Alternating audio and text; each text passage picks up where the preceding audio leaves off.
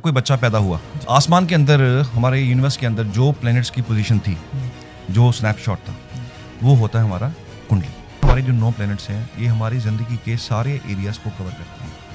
आपकी एजुकेशन, आपका प्रोफेशन, इस घर में पैदा होना है, क्या कौन पिता मिलेंगे, पिता की स्थिति कैसे रहेगी आपके आने के बाद। शनि एक्चुअली बेटा, मेरे पिता मेरे सूर्य, मैं उनके लिए शनि।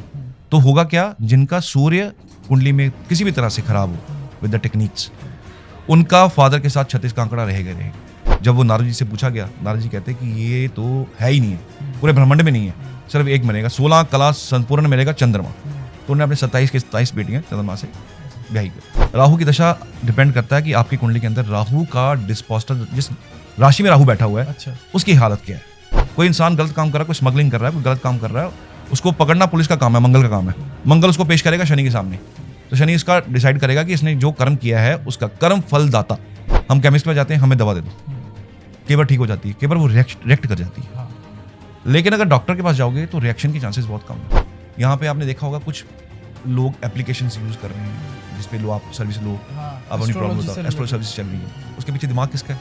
कॉर्पोरेट। यानी कि कॉर्पोरेट इसमें आ चुका हुआ है, आपको पेंडिंग करना है।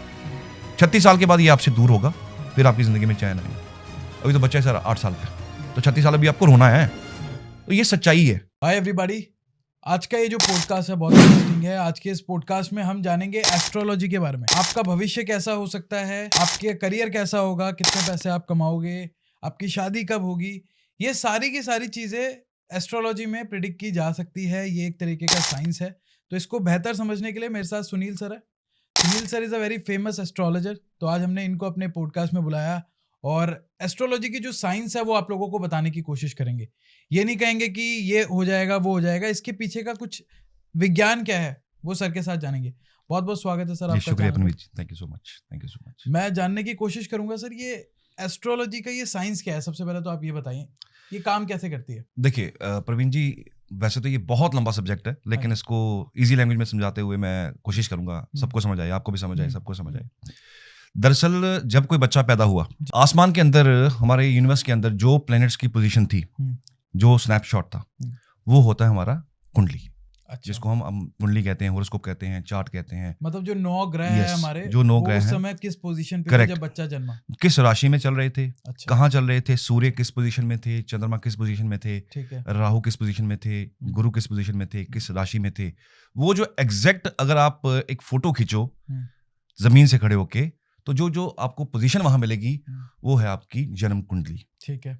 उसी के आधार के ऊपर आपका जो है भविष्य, आपका भूतकाल, प्रीवियस लाइफ, मैं पेंडिंग कर्म से बीच में करता हूँ, अच्छा, वो बहुत एडवांस हो जाएगा, लेकिन अभी के लिए सिर्फ इतना समझना चाहिए कि जब आप पैदा हुए, कोई भी इंसान जब पैदा होता है, जब वो माँ के गर्भ में होता है, तो गर्भ में जब उसने ईश्वर ने डिसाइड किया कि इसको जमीन पे भेजना है, तो एक गर्भ डिसाइड होता है। वो गर्भ डिसाइड हुआ, माँ का गर्भ डिसाइड हुआ, उसके बाद एक निर्णय होता है एक समय का, कि इस समय में ये बच्चा पैदा होगा, कौन सा ग्रह किस जगह होगा, कौन सा ग्रह किस जगह होगा, ये प्री डिसाइड है। अच्छा, जिसको हम बोलते हैं कर्मास।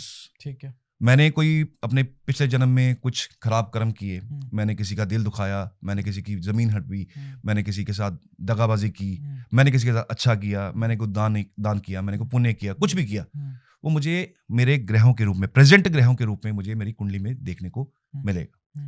आपकी कुंडली के अंदर राहु कैसा है डिसाइड करता है आपके पिछले जन्म में कैसे कर्म रहे हैं। अच्छा। आपकी जन्म कुंडली में शनि कैसे हैं, आपकी लाइफ का काम जो है वो डिसाइड करेंगे। गुरु जो है, बृहस्पति हैं, आपकी लाइफ में ये डिसाइड करेंगे कि इस इंसान के पास कितना विजडम होगा, कितनी समझदारी होगी, कितना ये इंसान दुनिया की नजर में अपनी समझदारी से अपने आप को दिखा पाएगा।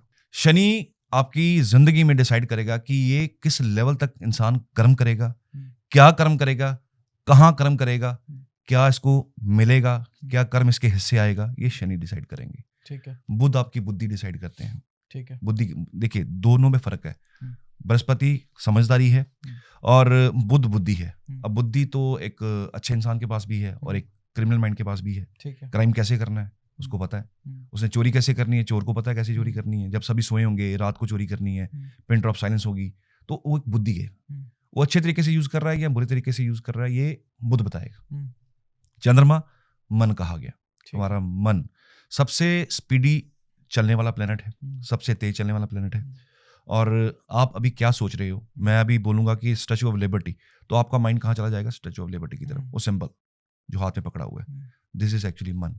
इसका स्पीड बहुत ज्यादा है। तो चंद्रमा जो है आपका मन डिसाइड करता है। तो मतलब आप कितने सिमिलरली क्रिएटिव हो, आप क्रिएटिव कितने हो, आपका मन कैसा है, आप स्ट्रेस लेते हो चीज़ों का, कोई छोटी चीज़ आपको इफेक्ट करती है या नहीं करती है, या आप कितने बड़े, आपके पास हिम्मत है, आप छोटी मोटी चीज़ों की परवाह नहीं करते, ये आपका मन। आप डरते हो, घबराते हो, बहुत दिलेर हो, ये मन है। तो ये चंद्रमा से रूल होता है। इसी तरह हमारे जो 9 प्लैनेट्स हैं, ये हमारी जिंदगी के सारे एरियाज को कवर करते हैं। ठीक है। आपकी एजुकेशन, आपका प्रोफेशन, किस घर में पैदा होना है, क्या कौन पिता मिलेंगे, पिता की स्थिति कैसे रहेगी आपके आने के बाद, पिता आपके साथ कैसा रहने वाले हैं। अभी एक मूवी आई एनिमल, आपने स्टेटस देखा, उस मूवी के फादर और एक सन का स्टोरी था, और बच्चे का माइंडसेट कैसा था कि सारी जिंदगी मेरे बाप ने मुझे पूछा नहीं, टाइम नहीं दिया। और उस मूवी के अंदर एक मैसेज था, पेरेंट्स के लिए मैसेज था, पिता के लिए मैसेज था। तो अकॉर्डिंग टू मी वो जो रिलेशनशिप दिखाया गया है वो एक्चुअली आपका लाइफ स्टेटस है, कि आपको कैसा स्टेटस मिलने वाला है, आपका पिता आपको कैसा मिलने वाले हैं। पिता आपकी तरफ पूछेंगे, आपको नहीं पूछेंगे। एक छोटा सा एग्जांपल ले लेते हैं, सूर्य पिता को रिप्रेजेंट करते हैं, ठीक है, कुंडली के अंदर। ठीक है। जब आपके कुंडली में सूर्य किसी भी वजह से, बहुत सारे टेक्निक्स हैं, किसी भी वजह से अगर वो खराब हो जाए, पीड़ित हो जाए, सिंपल लैंग्वेज, तो पिता का सुख नहीं मिलता। फॉर एन एग्जाम्पल, एक छोटी सी एग्जाम्पल लेते हैं, सूर्य नीच का मिले। नीच का मतलब होता है कि सूर्य तुला राशि का मिल जाए। और नीच का सूर्य किसको मिलता है, ये भी साइंस है। 15 अक्टूबर से लेके 15 नवंबर के बीच में सूर्य तुला राशि में होते हैं। तो मतलब स्टैंडर्ड उस पीरियड में अगर कोई भी जन्मेगा तो उसको सूर्य उसका तुला का ही मिलेगा उसको।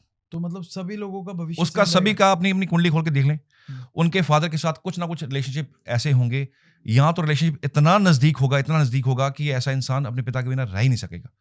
अगर सूर्य नीच का भी हुआ तब भी।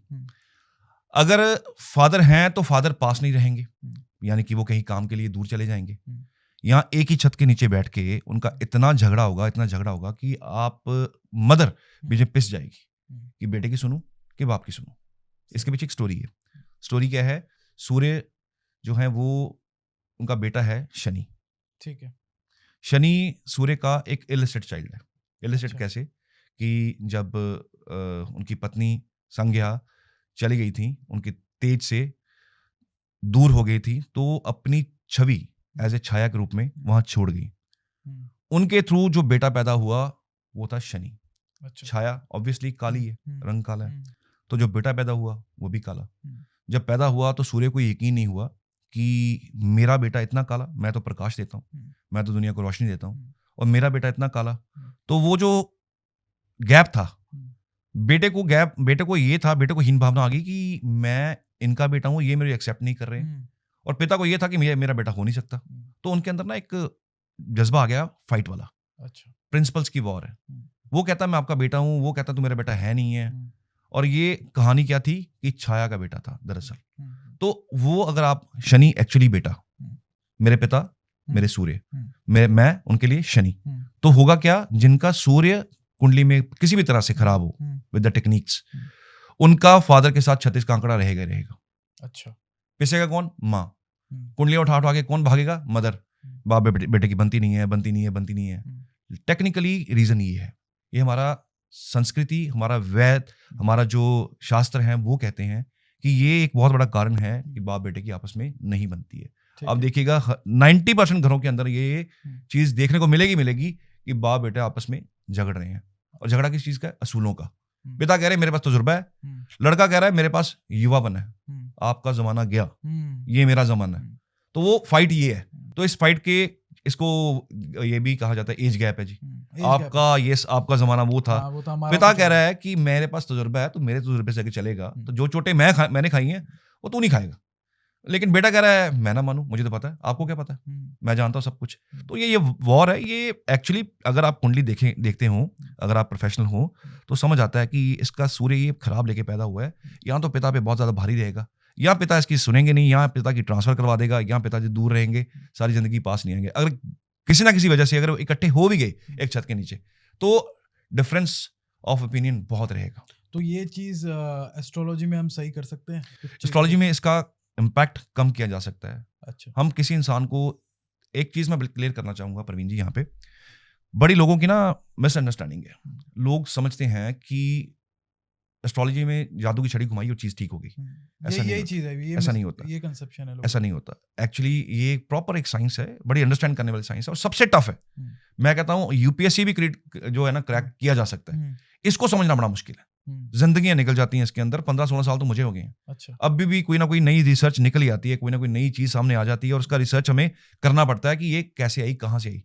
तो ये जो स्टोरी है ना, ये एस्ट्रोलॉजी वाली, ये कोई हवा की स्टोरी नहीं है कि हवा में हम बातें कर रहे हैं। ऐसा नहीं है। कोई बच्चा पैदा हुआ, वो किस नक्षत्र में पैदा हो रहा है और उसकी लाइफ पैटर्न समझ के देखिए आप। तो सर नक्षत्र क्या होता है? मतलब वही होता है जो आप नक्षत्र हमारे 27 कॉन्स्टलेशंस हैं। जो अगर स्टोरी में जाएंगे पीछे तो चंद्रमा की 27 पत्नियां हैं। अच्छा। और सबसे ज्यादा जो प्यारी पत्नी है उनकी वो है रोहिणी। अच्छा। रोहिणी चंद्रमा से बहुत एक्सपेक्टेशन नहीं रखती हैं। अच्छा। तो इसलिए चंद्रमा उनके पास रहना पसंद करते थे।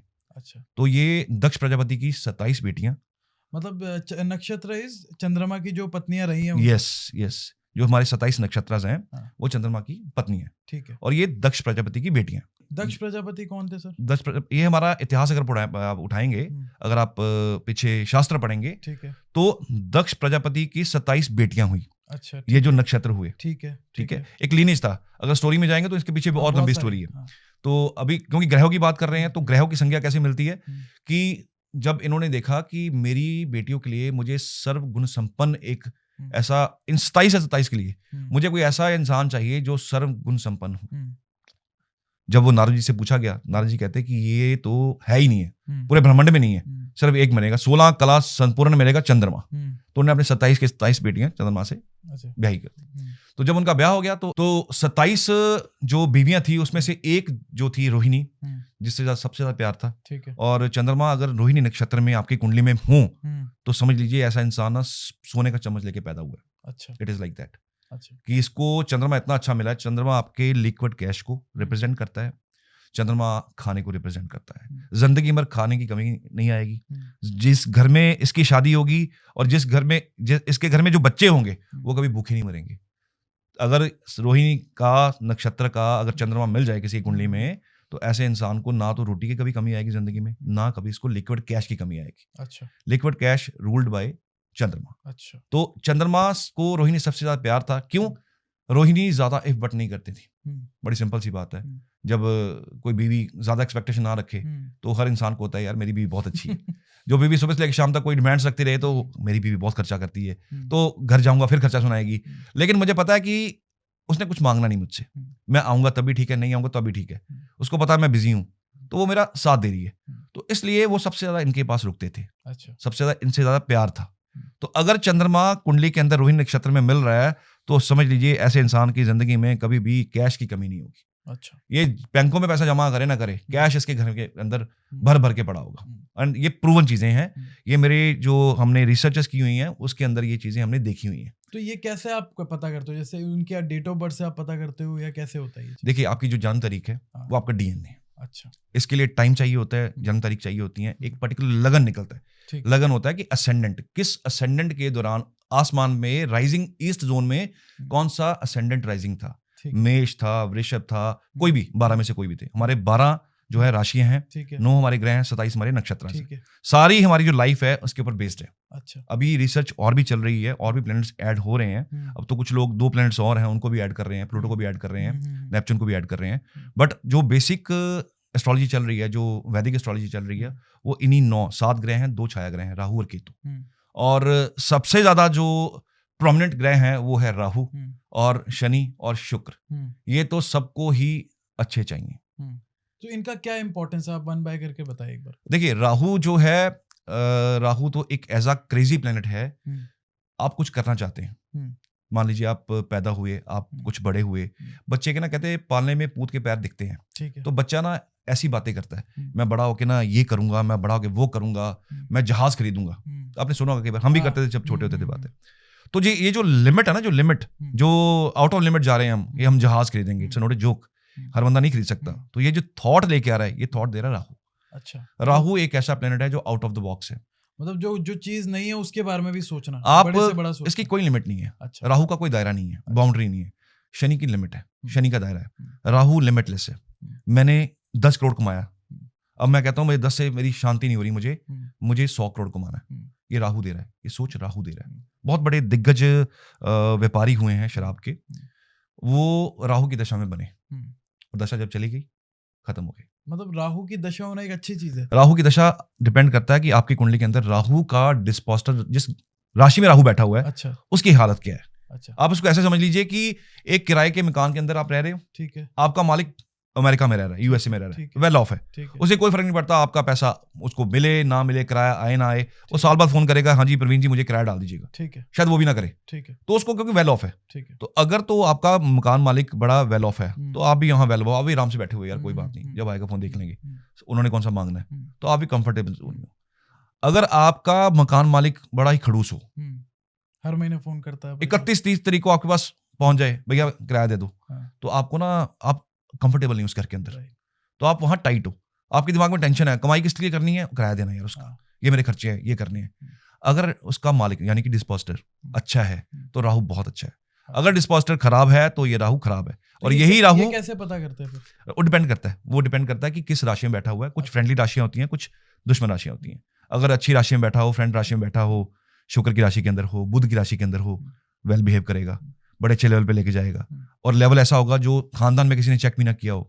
मान लीजिए छोटी सी बात है, राहु अगर 10th हाउस में हो किसी का, ऐसा बंदा किसी, क्योंकि इसकी दृष्टि होती है, हर प्लैनेट की एक दृष्टि होती है, इसकी 7वीं दृष्टि है, 4थे घर में जाती है, ऐसे बंदे को एक बहुत बड़ा मिलियनियर, मल्टी मिलियन बनने से कोई नहीं रोक सकता। लेकिन प्रोफेशन क्या होगा? प्रोफेशन होगा इसका या तो कारों का शोरूम होगा, या फिर ये रियल एस्टेट में अंदर बिजनेस में काम कर रहा होगा 10वें घर के हिसाब से। तो इसका जो लेवल होगा वो मल्टी मिलियनर से भी ऊपर होगा, कोई लेवल ही नहीं है, मतलब कि एंड कोई नहीं है, अंत कोई नहीं है। अब थोड़ा सा आगे चले जाएं, राहु तो देता अरबपति बनाएगा आपको, करोड़पति बनाएगा, अरबपति बनाएगा, कोई लिमिट नहीं देगा आपको। मतलब मुझे अच्छा इसका एक और पहलू भी है, अगर राहु खराब हो तो ये माइंड क्रिमिनल भी कर देता है। अच्छा, अब क्रिमिनल माइंड भी कोई ना है तो इंसान ही ना, जिसको ये जो नीच राहु वाले होते हैं ये डरते किसी से नहीं है, ये बड़े होते हैं कि बंदूक हाथ में पकड़ ली, जिसमें मर्जी चला दी, जरूरत बहुत होती है, तो उसकी भी लिमिट कोई नहीं है। तो वो बचपन में देखना शुरू हो जाता है कि बच्चा किस तरफ जा रहा है। राहु खराब मिला होगा, माइंड क्रिमिनल हो जाएगा। अगर राहु अच्छा मिला होगा तो माइंड किस तरफ जाएगा, मुझे अरबपति बनना है, लेकिन काम से बनना है, गलत काम से नहीं बनना। तो शॉर्टकट राहु करवाता है। ठीक है, शॉर्टकट कहाँ करना है, बुद्धि कहाँ लगानी है, वो बुध बताएगा। इसके विपरीत अगर चले जाओ, थोड़ा उल्टा चले जाओ इसके, तो शनि है। राहु की कोई बाउंड्री नहीं है, शनि की बाउंड्री है। अच्छा, शनि लॉ है हमारा। अच्छा, शनि रिप्रेजेंट हमारी कोर्ट्स, हमारे जस्टिस सिस्टम, हमारा जो जजेस हैं, ये शनि के अधीन आते हैं। क्यों? अब इनका काम क्या है कि लॉ को मेंटेन रखना। कोई बंदा अगर कोई गलती कर रहा है, मान लीजिए इस बंदे ने चोरी कर ली, उसकी सजा क्या होगी, जज साहब बताएंगे। कितने साल होगी, जज साहब बताएंगे। उसकी लिमिट है कि ये लिमिट से बाहर गया, इसने समाज के बाहर जाके ये काम किया, तो इसको सजा मिलेगी। अब तो सजा कौन दिलवा रहा है? शनि दिलवा रहा है। शनि कर्म कारक भी है और न्यायाधीश भी कहा गया है। तो जिसकी कुंडली में शनि बहुत प्रोमिनेंट होते हैं, वो जुडिशरी में जाते हैं लोग, वो लोग वकील भी बनते हैं, वकालत में जाते हैं, जुडिशरी में जाते हैं। मतलब एक अथॉरिटी पावर है, जज उनके पास अथॉरिटी है किस चीज की? जजमेंट की। शनि आपने देखा होगा कई बार कि जज साहब के सामने एक तराजू है, हाथ में पकड़ा हुआ, दैट इज एक्चुअली शनि। अच्छा, बैलेंस करना, समाज को बैलेंस करना। कोई इंसान गलत काम कर रहा है, कोई स्मगलिंग कर रहा है, कोई गलत काम कर रहा है, उसको पकड़ना पुलिस का काम है, मंगल का काम है।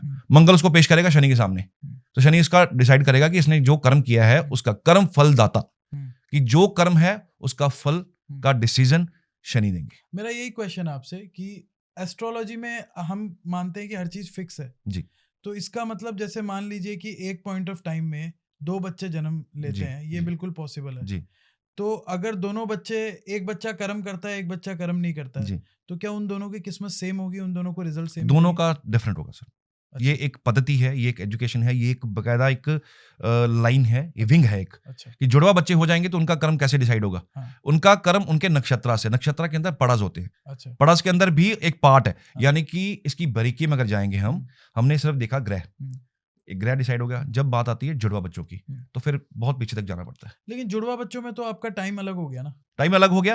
अगर देखिए ये एक कुछ भी, कोई भी जो लगन होता है, लगन वो 2 घंटे के लिए मूव करता है, 1 घंटे 2 घंटे के लिए एक बॉक्स में रहेगा, एक राशि। उसके बाद मूव कर जाएगा। अच्छा। उसके अंदर फिर नक्षत्रास आ गए, नक्षत्रास के 4 पड़ाज आ गए। अच्छा। तो मतलब प्रिसाइजली और बारीकी में चले जाओ तो आपको दोनों के पड़ा अलग अलग मिलेंगे। अच्छा। अगर किसी ने डिसाइड करना हो, देखिए ज्योतिष करना बड़ा आसान नहीं है। अगर ऐसा कोई चार्ट सामने आ जाए तो आप एक आम बंदा जो बुक्स पढ़ के नॉलेज ले रहा है, वो कहाँ से इसको करेगा अलग? उसके अंदर नक्षत्र पढ़ने बड़े जरूरी है। नक्षत्र के पड़ास, सब पड़ास है उसके अंदर, कि ये एक स्पेशल पड़ा के अंदर पैदा हुआ, एक स्पेशल स्ट्रीम के अंदर पैदा हुआ, तो इसका कर्म और इसकी जिंदगी किसी और तरीके से जाने वाली है। तो अगर 5 मिनट का फर्क भी मिल जाए तो लगन की डिग्री में फर्क आ जाता है। मैं कहता हूँ जैसे 1 मिनट का भी फर्क नहीं है, 1 सेकंड का फर्क नहीं है, दोनों 7 बच्चे पैदा हुए हैं, तो क्या उनकी किस्मत सेम रहेगी? नहीं, उसमें भी डिफरेंस आएगा। उसमें भी डिफरेंस, बड़ा डिफरेंस आएगा ही आएगा। अच्छा, डिफरेंस आएगा। पड़ा का जो टेन्योर है बहुत शॉर्ट है, वो सेकंड्स में चेंज हो जाते हैं। अच्छा, तो उसमें आपको उसका डिफरेंस मिल जाएगा, लेकिन इसके लिए बड़ी ही एक्सपर्टीज चाहिए। ये कोई आम ज्योतिषी नहीं कर सकता। अच्छा, क्योंकि हर इंसान, मैक्सिमम जो मैंने देखा है, वो ग्रहों को पढ़ते हैं, नक्षत्रास को नहीं पढ़ा जाता। नक्षत्रास को अगर किसी ने महारत हासिल कर लिया नक्षत्रास की, तो आप घर से क्या खा के आए हैं ये भी बताना कोई मुश्किल काम नहीं है। अच्छा, अगर नक्षत्रास की अगर आपके पास वो एक इतना प्रिसाइज, करेक्ट, इतना प्रिसाइज है कि आपने क्या खाया, आप सामने बैठे हो, आपके दिमाग में क्वेश्चन क्या चल रहा है, अच्छा, इतना प्रिसाइज है कि आप क्या पूछने आए हो। अच्छा, कई बार होता है लोग आते हैं और सामने बैठते हैं, कुछ नहीं पूछते हैं, जो चीज खुद बोल देता है कि आपकी ये प्रॉब्लम है इसलिए आप आए हो। होता है ऐसा, कई बार होता है। तो ये एक बड़ी प्रिसाइज साइंस है, कैलकुलेशन बड़ी इसके अंदर है। कैलकुलेशन के बिना इसके लिए आगे नहीं। किताबें पढ़ के प्रेडिक्शन देना या किताबें पढ़ के उपाय देना, आजकल आपने देखा होगा बहुत लोग उपाय देते हैं। इंस्टाग्राम पेज हैं, फेसबुक हैं, ये उपाय कर लो, पे भी आते हैं बहुत सारे, बहुत उपाय। ये ऐसे है जी, आप एक दवा खरीद रहे हो केमिस्ट से, which is not actually right thing. आप एक डॉक्टर के पास ना जाके, अच्छा मेरे पेट में दर्द हो गया, मुझे केमिस्ट से दवा लेनी है, आमतौर पे हमारे यहाँ ही होता है। हम केमिस्ट पे जाते हैं, हमें दवा दे दो, कई बार ठीक हो जाती है, कई बार वो रिएक्ट कर जाती है। लेकिन अगर डॉक्टर के पास जाओगे तो रिएक्शन के चांसेस बहुत कम है। वो प्रिसाइजली, एक तो प्रिसाइजली वो एजुकेटेड है, उसके पास सर्टिफिकेशन है, उसके पास वो अथॉरिटी है, डिग्री है। लेकिन केमिस्ट के पास क्या है, सिर्फ उसने फार्मेसी पढ़ी है, दवाइयों की नॉलेज है, लेकिन किसको क्या देना है, आजकल तो केमिस्ट ही डॉक्टर बने होते हैं, वो दवाई दे देते हैं, जो एक्चुअली गलत है। मैंने अपनी जिंदगी में केमिस्ट में मेडिसिन कभी नहीं ली। अगर छोटा सा भी कोई इशू हो तो I used to go to doctor. क्यों? सही जगह जाना चाहिए। वैसे ही वकालत है, अगर हमारे आज की तारीख में हमारे घर के अंदर हर बंदा वकील है। आप कोई एक प्रॉब्लम बताओ, 4 सॉल्यूशन आपको बताएंगे। लेकिन किसी जो एक्सपर्टीज आपको निकाल सकता है, जो एक्सपर्ट बंदा आपको आपकी प्रॉब्लम से बाहर निकाल सकता है, वो नहीं निकाल सकता। डॉक्टर निकाल सकता आपकी बीमारी से बाहर, वकील आपको ऐसी सलाह देगा जो एक्चुअली लॉ के हिसाब से होगी। सीए आपको गाइड करेगा क्या करना है क्या नहीं करना, ठीक है। हर बंदा सीए तो हो नहीं सकता, हर बंदा गाइड नहीं कर सकता, अथॉरिटी ही आगे जाएगी। तो ज्योतिष में भी ऐसा ही है कि ये आज की डेट में हर इंसान के हाथ में आ गई है। सबको लगता है बड़ा इजी है, बड़ा इजी है। आप डील कर रहे हो लाइफ के साथ, आप किसी इंसानी जिंदगी के साथ डील कर रहे हो। एक गलत उपाय, मैं आपको एक उपाय बताता हूँ यहाँ पे, करना नहीं है वो सिर्फ एग्जाम्पल के तौर पे, सिर्फ एग्जाम्पल के तौर पे। किसी ने जो नहीं मानते ज्योतिष को, मैं उनके लिए बता रहा हूँ, ठीक है। राधा 1-2 बताता हूँ, वो काम करके देखिए, रिजल्ट देखिए उसका। आप डेली नारियल पानी पीना शुरू कीजिए, डेली, ठीक है, बिन नागा। 40 दिन आपने पी लिया ना, 41 डे ऐसा होगा आपकी जेब में से 1 रुपया भी नहीं मिलेगा आपको। नहीं मिलेगा, 1 रुपया भी नहीं होगा आपकी जेब में। क्या रीजन है? आप इनटेक कर रहे हो चंद्रमा शनि का, अच्छा, ठीक है। आपका वीनस आपसे दूर चला जाएगा, पैसा दूर चला जाएगा आपसे, पैसा खत्म होना शुरू हो जाएगा आपसे, अच्छा। आपके काम ब्लॉक होने शुरू हो जाएंगे, पेमेंट्स रुकनी शुरू हो जाएंगी आपकी। आप एंड ऑफ द डे जेब में हाथ डालेंगे, पैसा नहीं होगा। ट्राइड एंड टेस्टेड ये रेमेडी है कि करनी नहीं है, ये सिर्फ उनके लिए जो मानते नहीं है कि अगर चेक करना है चेक करके देखें। मतलब 41 डेज अगर कोई नारियल पीता है तो अगर लगातार, मैं कहता हूँ 41 डेज तो बहुत दूर रह गए। आप 20-21 दिन नारियल पानी पीना शुरू, लगातार पीजिए, लगातार। अच्छा, जिनको नहीं पता था आज उनको पता लगेगा कि जो रोज पीते हैं नारियल पानी, रोज पीते जाएंगे, शनि एक्टिवेट कर रहे हैं आप अपना, शुक्र आप अपना खराब कर रहे हैं, अच्छा, आपका पैसा खत्म होना शुरू। तो मतलब इसको पीने से भी किसी चीज को हमारा ऑन एंड ऑफ कभी हुआ तो हुआ। मैं ये कह रहा हूँ कि रेमेडीज बैकफायर कर जाती हैं। अच्छा, हर बंदा रेमेडीज दे रहा है, ये कर लीजिए वो कर लीजिए, बैकफायर कर जाती हैं। एक और चीज बताता हूँ छोटी सी, आप झाड़ू होता हमारे घर के अंदर, शास्त्रों ने इसको लक्ष्मी बोला, जो सफाई करता, बोलता, इसको रोज पैर लगाइए। ये तो मैंने सुना है, रोज इसको लोगों के सामने रखिए, लक्ष्मी रूठ जाएगी, पैसा खत्म। ये मेरी मदर भी मुझे कहती है, ये शास्त्रों में मेंशन्ड है। बुजुर्ग लोग इन चीजों को मानते थे, मैं भी कोशिश कर रहा हूँ संस्कृति को जिंदा रखूं। ये कोई मैजिक नहीं है, कोई वो नहीं है कि ये छड़ी घुमाई ये कर लो, ऐसा नहीं है। इट इज ऑल अबाउट संस्कृति। हमारा युवा आज की डेट में संस्कृति को भूल रहा है। वेस्टर्न एक रिसर्च है और ये दैनिक भास्कर का एडिशन है, उसमें एक आर्टिकल छपा था कि 30% ऑफ द युवा अमेरिका के ज्योतिष को मानते हैं। अच्छा, उससे चलते हैं। अच्छा, बिना राशि सुने घर से निकलते नहीं है। अच्छा, इटली एक रूढ़िवादी शहर, कंट्री क्या हुआ, वहां के लोग इसको बहुत ज्यादा एक्सेप्ट कर रहे हैं। और अब आपके पॉडकास्ट पे मैं एक प्रेडिक्शन देके जाऊंगा, आने वाले समय में ज्योतिष का बोलबाला बहुत ज्यादा होने वाला है और कंट्रीज इसको एक्सेप्ट करेंगी और बाहर लोगों को इसके बिहाफ पे नौकरियां मिलेंगी। अब वो भी छोड़िए, हम भारत की बात ही करते हैं, वो तो चलो बाहर की बात होगी। यहाँ पे आपने देखा होगा कुछ लोग एप्लीकेशंस यूज कर रहे हैं जिसपे लो आप सर्विस लो, आप अपनी प्रॉब्लम बताओ, एस्ट्रोलॉजी सर्विस चल रही है। उसके पीछे दिमाग किसका है? कॉर्पोरेट। यानी कि कॉर्पोरेट इसमें आ चुका हुआ है। कॉर्पोरेट को पता है कि मैंने एक हॉस्पिटल खोल दिया, मैं डॉक्टर नहीं हूं, मैंने एक हॉस्पिटल खोल दिया, प्लेटफॉर्म बना दिया, मैंने डॉक्टर बिठा दिए, सही, मैंने एक ऐप बना दी, ज्योतिषी बिठा दिए मैंने, और बिठा के वो क्या कर रहे हैं, लोगों की प्रॉब्लम सुन के लोगों को प्रॉब्लम का सोल्यूशन दे रहे हैं और करोड़ों रुपए कमा रहे हैं। कैसे कमा रहे हैं? पीछे दिमाग लगा हुआ है and it is a purely corporate. मैंने आज से 5 साल पहले एक प्रेडिक्शन दी थी कि ये आने वाले टाइम में कॉर्पोरेट में आएगा और ये 2-3 साल से आप देखिएगा कॉर्पोरेट में आ गया। बड़े बड़े स्टार्स जो हैं इसकी ऐड कर रहे हैं। इसके लिए क्यों हो रहा है ये? बिकॉज ये साइंस ऑथेंटिक है, कंट्रीज मान रही है, यूएसए मान रहा है, इटली मान रहा है। भारत में तो ये आज का है ही नहीं है, भारत में तो ये सदियों से है। जब पहले भी राजे महाराजा होते थे, जब कोई बच्चा पैदा होता था तो उसका ज्योतिष बुला के उसका नामकरण करवाया जाता था, उसका भविष्य जाना जाता था।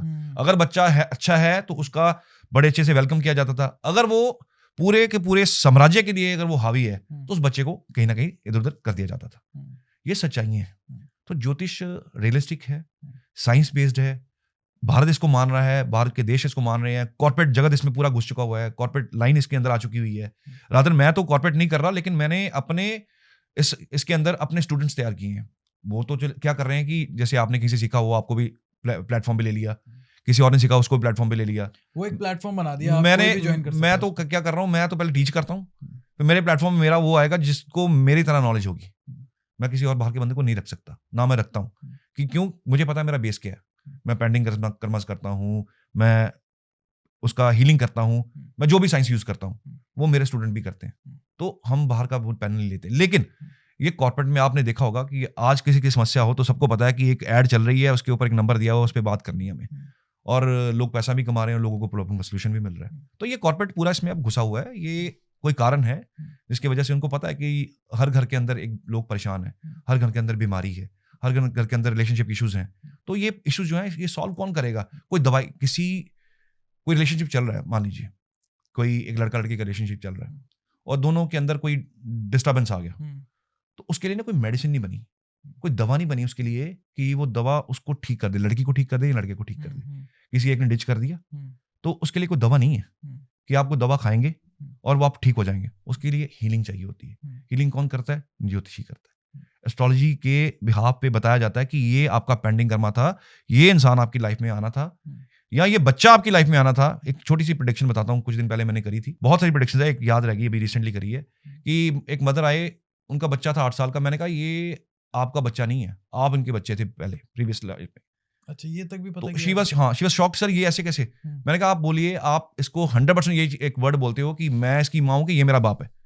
एंड शी वाज क्राइंग, रोना शुरू कर दिया कि सर ये तो बिल्कुल ऐसा ही है, मुझे लगता है कि ये बेटा पैदा हुआ तो हुआ क्यों, ये कैसे पैदा हो गया, ये तो मेरी जान खा गया है, और वो रुलाता है। मैंने कहा सारी जिंदगी रुलाएगा आपको, क्यों? आपका पेंडिंग कर्मा है। 36 साल के बाद ये आपसे दूर होगा, फिर आपकी जिंदगी में चैन आएगा। अभी तो बच्चा है सर 8 साल का, तो 36 साल अभी आपको रोना है। तो ये सच्चाई है, बताना पड़ता है कि हाँ ये सच्चाई है, ये ऐसा होगा। तो उसके कुछ रेमेडीज होती हैं, बच्चे के बिहेवियर चेंज करने की कुछ रेमेडीज होती हैं।